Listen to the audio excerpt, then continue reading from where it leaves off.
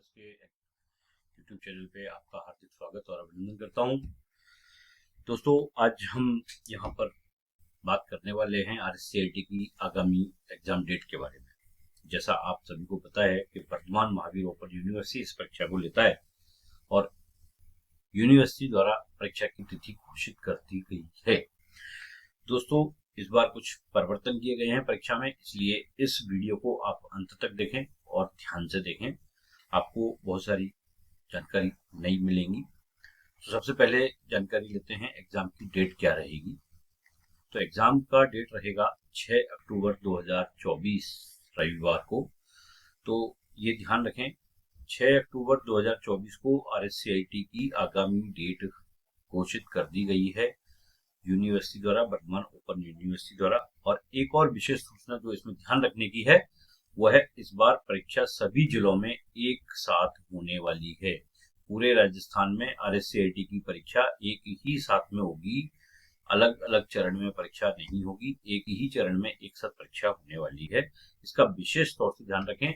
विगत कुछ समय में कभी कभी अलग अलग चरणों में, 2 चरणों में परीक्षाएं होती रही हैं, इसलिए इस बार उसको विशेष तौर से ध्यान रखें, एक ही चरण में यह परीक्षा होने वाली है। अब बात करते हैं समय की। समय में भी परिवर्तन पिछले कुछ समय से किया है और समय रहेगा 10 बजे से 11 बजे तक सुबह का। सुबह 10 बजे परीक्षा प्रारंभ होगी, 11 बजे तक चलेगी, 11 बजे परीक्षा समाप्त होगी। और एक और जो महत्वपूर्ण चीज जो हमें ध्यान रखने की है इसमें, वो रहेगा परीक्षार्थी को परीक्षा केंद्र पर 8:30 बजे पहुंचना आवश्यक है। प्रातः 8:30 बजे से 9:30 बजे तक ही परीक्षा केंद्र पर परीक्षार्थी को प्रवेश दिया जाएगा।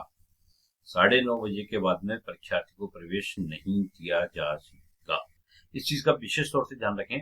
आपको 9:30 बजे तक किसी भी परिस्थिति में, किसी भी स्थिति में परीक्षा केंद्र तक पहुंच जाना है।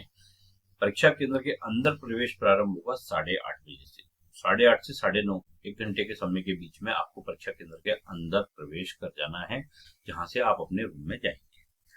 अगली जो हम बात करने वाले हैं, किन किन बैचेस को इसमें शामिल किया गया है, ये एक बहुत महत्वपूर्ण विषय होता है दोस्तों, क्योंकि हमें यह पता होना जरूरी है कि हमारी परीक्षा होने वाली है अथवा नहीं, किस बैच की परीक्षा कब होने वाली है, यह भी हमें ध्यान रखना जरूरी है।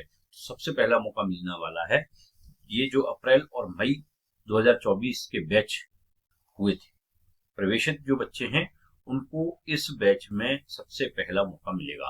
आपको यहाँ बताना चाहूंगा कि परीक्षा में RSCIT की में 3 मौके री एग्जाम में मिलते हैं, जबकि एक मुख्य मौका माना जाता है।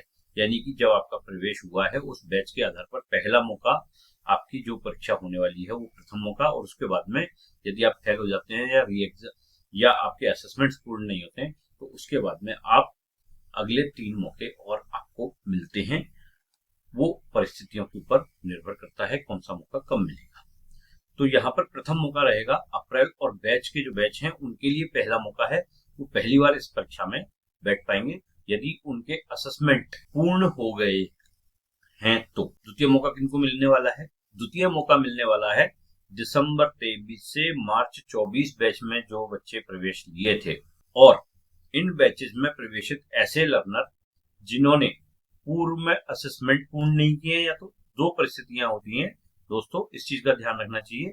इन बैचेस में जिन बच्चों ने पहले अपने असेसमेंट पूर्ण नहीं किए, या उस समय जब इन बैचेस की एग्जाम हुई थी उस समय पर वो परीक्षा में फेल होने के बाद अभी री एग्जाम के लिए आवेदन किया हो, तो वो बच्चे दिसंबर 23 से मार्च बैच के बच्चे हैं, उनको दूसरा मौका यह मिलने वाला है। इस चीज का विशेष तौर से ध्यान रखिएगा। तीसरा मौका मिलेगा जून 23 से नवंबर 23 के प्रवेशित बच्चों का। ये वो लर्नर रहेंगे जिन्होंने उस समय पर अपने असेसमेंट पूर्ण नहीं किए थे, या उस समय होने वाली परीक्षा में और उसके बाद की कोई री एग्जाम में या तो फेल हो गए हैं या री एग्जाम में बैठ नहीं पाए हैं, तो उनको यह तीसरा मौका रहेगा वो री एग्जाम में, और जिन्होंने आवेदन अब कर चुके हैं वो यहाँ पर बैठ सकते हैं। यदि अभी भी आवेदन नहीं किया है तो यह उनका तीसरा मौका होने वाले हैं। इस चीज का विशेष ध्यान रखें। साथ ही इस परीक्षा में महिला स्कीम की अगस्त 23 बैच में जो भी प्रवेशित बालिका महिलाएं हैं जो फेल हो गई थी, उनको यदि उन्होंने री एग्जाम के लिए आवेदन किया है तो वो भी इस परीक्षा में बैठेंगे, वो भी इसमें मौका दिया गया है। यह भी उनका भी यह तीसरा मौका रहेगा, तृतीय मौका रहेगा। चतुर्थ किन के लिए है? चौथा मौका है दोस्तों अप्रैल 23 से मई। अप्रैल और मई 23 बैच में जिन बच्चों ने प्रवेश लिया था और जो उस समय तक अपने असेसमेंट पूर्ण नहीं कर पाए थे या परीक्षा में फेल हो गए थे, वो बच्चे, उन्होंने यदि अपना असेसमेंट पूर्ण कर लिया है और अपने री एग्जाम के लिए आवेदन किया है तो वो बच्चे इस परीक्षा में बैठ पाएंगे। लेकिन एक विशेष बात जो आपको ध्यान रखने की होगी वो है, यह इनका अंतिम मौका है अप्रैल 23 और मई बैच के बच्चों का।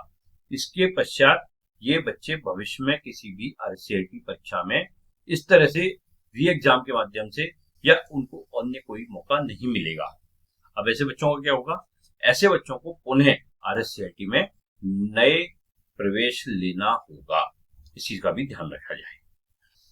आगे क्या क्या हमें बातें याद रखनी है वो भी हमें ध्यान रखना है, वो मैंने निर्देश आपको तैयार किए हैं। तो सबसे पहला निर्देश ये ध्यान रखने का है, सबसे पहले ध्यान रखें परीक्षा की तिथि और समय का विशेष तौर से ध्यान रखें। तिथि 6 अक्टूबर 2024 को होने वाली है परीक्षा। परीक्षा का समय सुबह 10 बजे से 11 बजे तक का रहेगा, ये भी आप ध्यान रखें। दूसरी बात क्या ध्यान रखने की है कि प्रवेश का अंतिम समय परीक्षा प्रारंभ होने के 30 मिनट पूर्व है, यानी कि 9:30 बजे तक का ही प्रवेश आपको मिल सकता है। 9:30 बजे के बाद में आपको प्रवेश परीक्षा केंद्र में नहीं मिलेगा, इसलिए आप 9:30 बजे से पहले पहले परीक्षा केंद्र में प्रवेश कर जाएं। इस चीज का विशेष तौर से ध्यान रखें।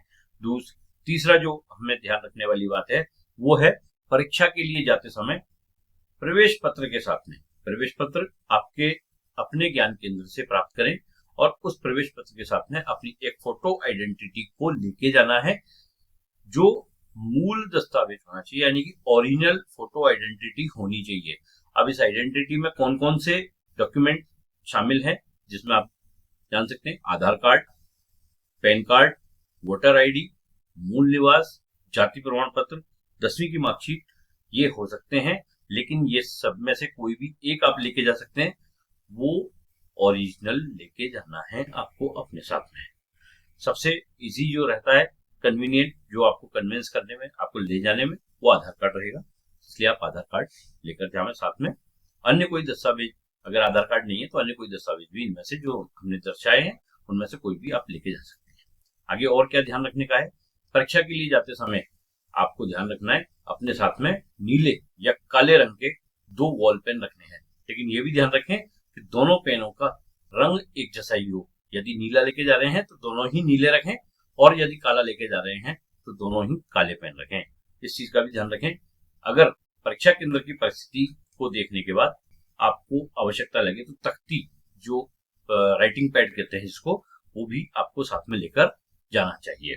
कई जगह पर टेबल नहीं मिल पाती, इस कारण से इस तख्ती का यहाँ पर हमने जिक्र किया है।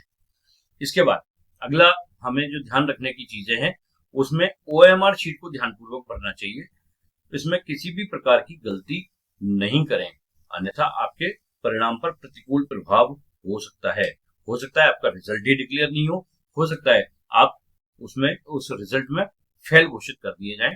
इसलिए ओएमआर शीट में जो सूचनाएं मांगी गई हैं और जैसे मांगी गई हैं, जिस रूप में मांगी गई हैं, वैसे ही उनको भरना चाहिए। इस चीज का ध्यान रखें। एक और चीज जो हमें ध्यान रखने की है ओएमआर शीट के ऊपर में, दोस्तों ये एक बहुत इंपॉर्टेंट चीज है। हम कई बार ओएमआर शीट पर अपने स्वयं के साइन करने से चूक जाते हैं, या हमारे वीक्षक महोदय, जिनको हम इन्विजिलेटर कहते हैं, इन्विजिलेटर महोदय के भी साइन नहीं हुए होते हैं। तो इस चीज का भी ध्यान रखें कि आपकी जो ओएमआर शीट है उसके ऊपर वीक्षक महोदय के साइन हो चुके हों, और परीक्षा केंद्र पर जो उपस्थिति पत्रक आता है, अटेंडेंस शीट आती है, उस अटेंडेंस शीट पर भी आपके सिग्नेचर, हस्ताक्षर हो गए हों। इस चीज का ध्यान रखें। यदि अटेंडेंस शीट नहीं आई है तो आप वीक्षक महोदय से कहकर उपस्थिति पत्र, अटेंडेंस शीट मंगवाएं और उस पर अपने हस्ताक्षर अवश्य करें। वीक्षक महोदय से बोलें कि आप हमारी ओएमआर शीट पर भी साइन कर दीजिए, जहां पे सबका स्थान निर्धारित होता है। तो इस चीज का विशेष ध्यान रखें। हमारी ओर से, यूनिक कंप्यूटर्स की ओर से आप सभी को परीक्षा के लिए बहुत बहुत बधाई, शुभकामनाएं, अग्रिम शुभकामनाएं।